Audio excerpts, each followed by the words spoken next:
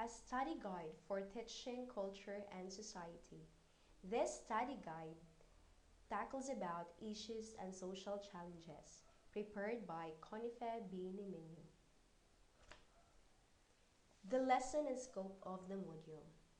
This module highlights issues and social challenges, and this covers the following: the society, social structure and its elements, culture, personal issues and social issues. The learning standards. Objectives. In this module, students are expected to discuss the significance of society and those who make it up, examine social structure and its elements, examine the culture as an integral part of the study of society, illuminate the difference and similarities of personal issues and social issues, and last, examine the role of every member of the society to respond to issues and social challenges at the present time. In this module, the students will be able to develop the following skills: analyzing, comparing and contrasting, and reflecting. The first activity in this module is the picture analysis. Direction. Examine the pictures below, then answer the following question. Why this is considered as issue or social issues? Why is it important to understand the different social issues?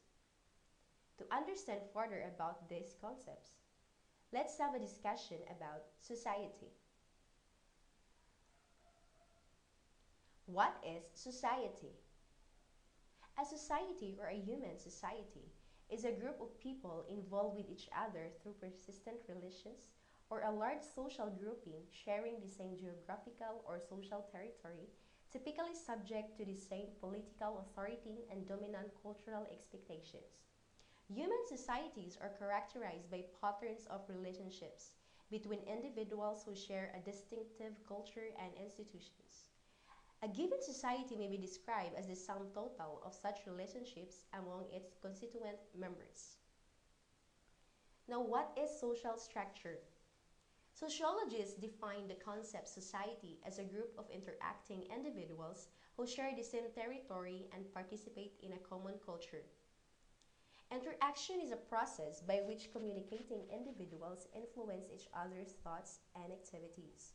All of this interaction must be ordered or organized some way, according to some framework. We refer to this framework as social structure. So there are four components of social structure: the status, roles, groups, associations, and institutions. The first one is the status. What is status?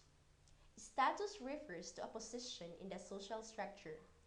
Each person possesses several statuses like age, sex, race, occupation, nationality, son or daughter, mother, father, and many more. So there are two types of status: the ascribed status and the achieved status. First, the ascribed status. This one has been assigned or given to us and we can change it easily, like race, sex, and age, and many more.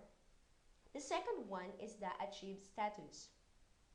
It is earned by us, like doctor, lawyer, college graduate, and many more. Now let's move on to the rules. Rules are socially prescribed ways of acting in a particular status. They involve certain behavior, patterns, obligations, and privileges. We play a different role for each different statuses we occupy. The next one is groups. A group is a number of people who interact together in an orderly way on the basis of shared expectations about each other's behavior. And there are two types of groups: the primary group and the secondary group. The primary group, relatively a small number of people who interact over a relatively long period of time on an intimate face-to-face basis. This group are the building blocks of social structure, like families, roommates, husband and wife, and peer group, and many more. The second one is the secondary group. Secondary group relatively large number of people who interact on a temporary, anonymous, and impersonal basis, like formal organization, public institution, private organization, insurance company, and they exist to serve a purpose. And the last one is the institutions and associations. What's the difference between the terms association and institution? An institution is a stable cluster of values, norms, statuses, rules, and groups that develops around a basic social need. On the other hand, an association is any organized group, large or small, that has structure, has continuity, continues beyond the individuals that started, and usually has an identity name. Now let's have our activity 2. Direction. After learning about social structure, try to visit and answer the link to assess your learning. Then, give some insights about your score.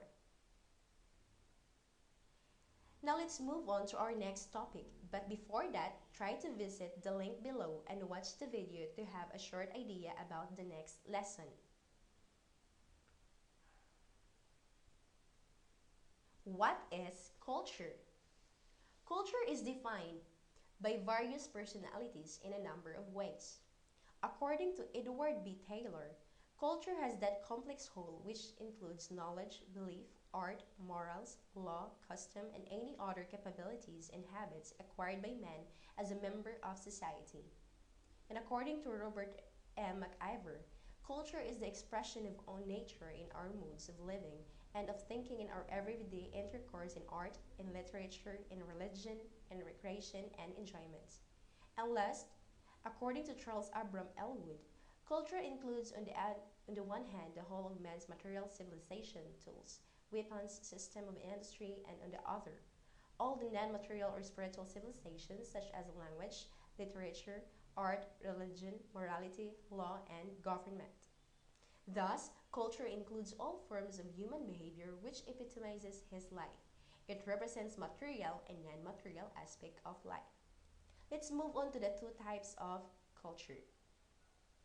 Sociologists describe two interrelated aspects of human culture, the physical object and the culture and the ideas associated with this object. The first one is the material culture. Material culture refers to the physical objects, resources, and spaces that people use to define their culture. This includes homes, neighborhoods, cities, schools, churches, synagogues, temples, mosques, offices, factories and plants, tools, means of production, good products, stores, and so forth. All of these physical aspects of a culture helps to define its members' behavior and perception. The second one is the non-material culture. This refers to the non-physical ideas that people have about their culture, including beliefs, values, rules, norms, morals, language, organization, and institution. For instance, the non-material cultural concept of religion concept of a set of ideas and belief about God, worship, morals, and ethics. This belief then determine how the culture respond to its religious topics, issues, and events. When considering non-material culture, sociologists refer to several processes that a culture uses to shape its members' thoughts, feelings, and behaviors. Four of the most important of these are symbols, language, values, and norms. Now let's move on to the elements of culture. The first one is the values. Values are culture's standards for discerning what is good and just in society. Values are deeply embedded and critical for transmitting and teaching a culture's belief. The second one is the beliefs. Beliefs are the tenets of convictions that people hold to be true. Individuals in a society have a specific beliefs, but they are also share collective values. The third one is the norms. Norms define how to behave in accordance with what a society has defined as good, right, and important, and most members of the society adhere to them. Norms may be further classified as either mores or folkways.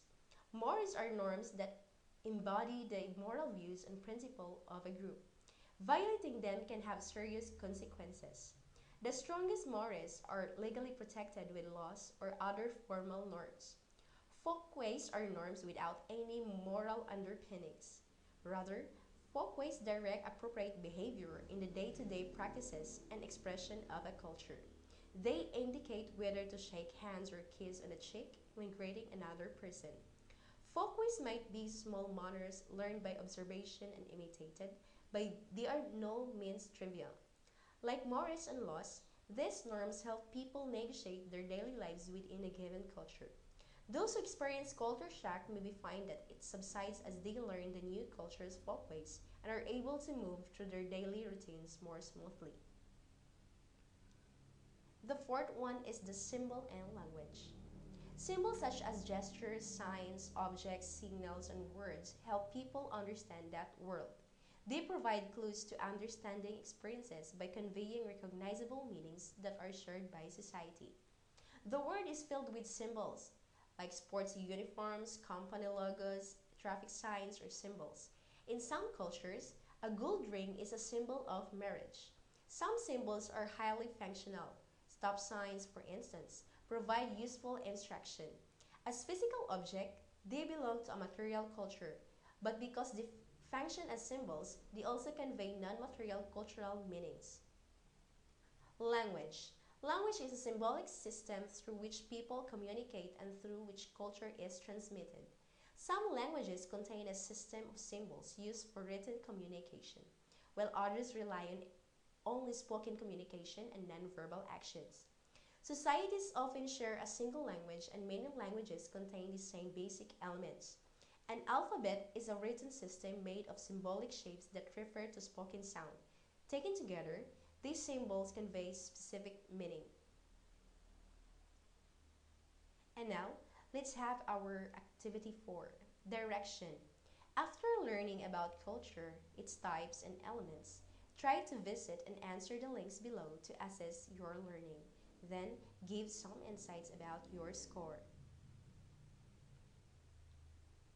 So let's move on to our next topic, but before that, try to visit the link below and watch the video to have a short idea about the next lesson. What do you think the video is all about? Can you consider this as issue or social issue? What is personal issue and social issue?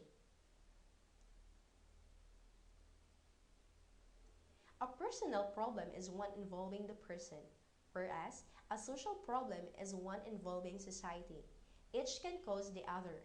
For example, a social problem like unemployment can lead to a great personal problems like depression and financial troubles. For the unemployed individuals, and a personal problem such as being deranged can lead to a social problems like mass murder and the fear that spreads to the whole of society. Example of personal problems include relationship issues, health troubles, phobias, inability to make friends, loneliness, anger, and many more. Some examples of social problems include poverty, race relations, unemployment, drugs, the rude, tall, and happy neighborhoods, and so on. And now let's have our activity 6. After learning about personal issue and social issue, fill in the Venn diagram below. Write the differences between personal issue and social issue and explain at the center and how they are related with each other. Thank you and hope you learned something.